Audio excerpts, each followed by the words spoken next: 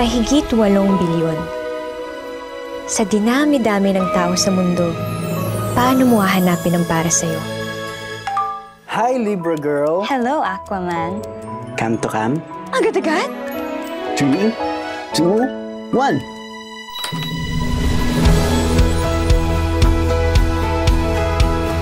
Uy! Ganda mo.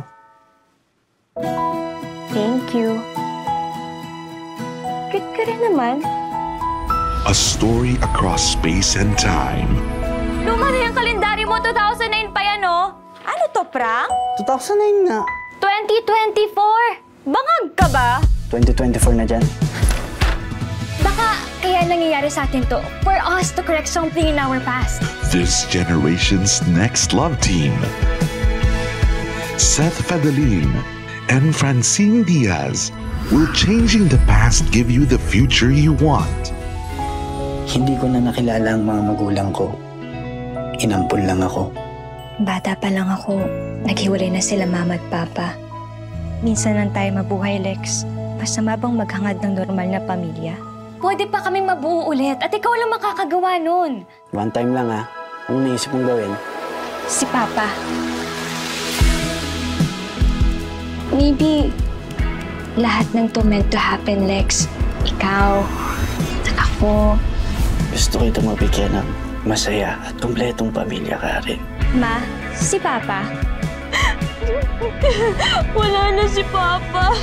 Dapat hindi na kita inutusan, Lex. Dapat hindi ako nakialam. May kasalanan ko to. I'm really sorry. Di ko maiwasan pagmasdan ng iyong larawan. Kahit di mo mamalayan, ikaw lang ang gusto. Last chance. Kilometer 0. Monday, 7 p.m. Ikita tayo. Kahit di tayo magkita, sabay lang. From 0. When beyond? Feel the love this Christmas. My Future You. In cinemas starting December 25, 2024. An official entry to the 2024 Metro Manila Film Festival.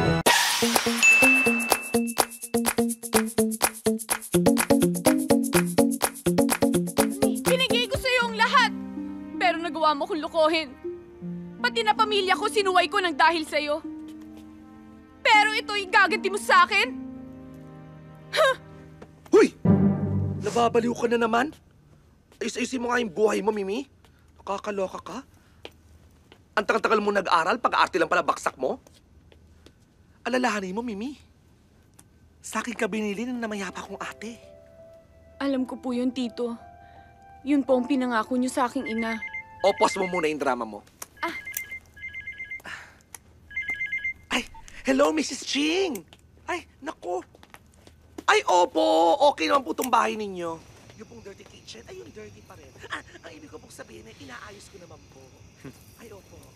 Sige po, ingat din po kayo. Ninong, good evening po. Oh, Mimi! Po? Nandito na si Ding Dong.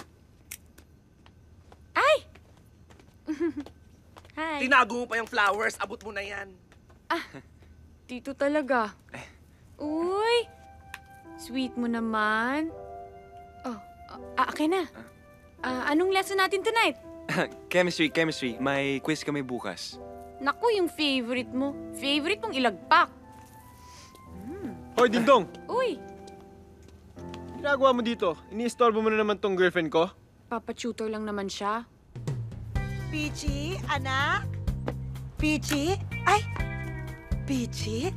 Ang ganda naman. Inulanan ka ba ng pongkan?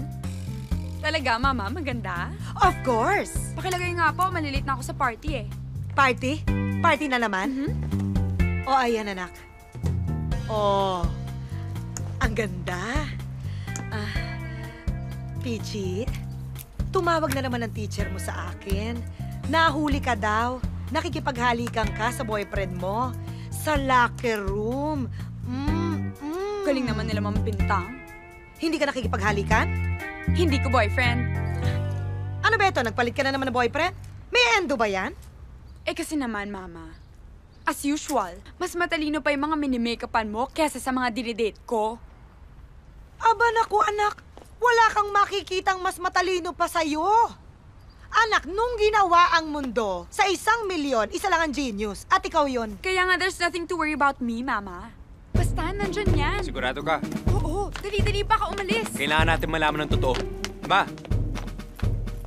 Oh, bakit mga anak? May kailangan ba kayo? Ma, nagsinungaling kayo sa amin. May assignment si Ding Dong para sa Father's Day.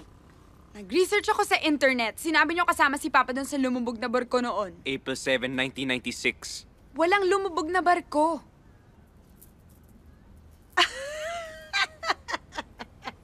Barko ba? Hindi ba sabi ko submarine? Aba, malay ko sa mga lumulubog-lubog na yan. Baka naman hindi na i-report. Kayo naman naniniwala kayo sa internet. Eh, mas matanda pa ako sa internet. Kailan lang na-imbento yan, ah? Sino ba talaga ang tatay namin? Kalimutan nyo na ang tatay nyo. Hindi nyo naman kailangan yun, eh. Eh, sino nga? Ibig mo bang sabihin buhay pang tatay namin? Hindi ko alam. Basta hindi ko na nakita. Nag-disappearing act. So you mean, minsan kapag naglalakad kami sa mall, o kaya nasa loob kami ng sinihan, posibleng isang tao pala doon, tatay namin? O baka may kaklase kaming kapatid pala namin siya sa ama? Napaka-OA naman ang imagination nyo, mga anak. Kalimutan nyo na ang tatay nyo. Nabuhay naman tayo nang wala kayong tatay, ah. O hindi balik, kapag nalaman ko kung saan planeta siya nandun, sasakay tayo spaceship. Express!